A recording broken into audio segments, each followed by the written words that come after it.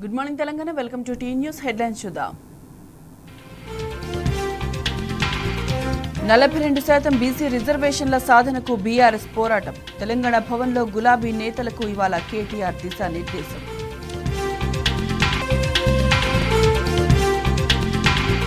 ఢిల్లీలో బీజేపీని గెలిపించిన గాంధీ వారసుడికి కేటీఆర్ అభినందనలు. ఓటమిలో రాహుల్, రేవంత్ పాత్ర అమోఘమని హరీష్ రావు ఎద్దేవా. కాంగ్రెస్ సర్కారు తీరుతో బీద విద్యార్థుల ఇక్కట్లు. పేదల చదువుకు ఫీజులు చెల్లించేందుకు కవిత మండిపాటు.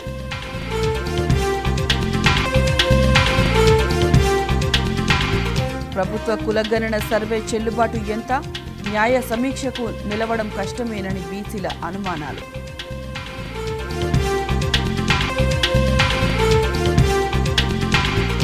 డీలిమిటేషన్ తర్వాతే మున్సిపల్ ఎన్నికలు. నెల రోజుల ప్రక్రియకు రాష్ట్ర గవర్నర్ కసరత్.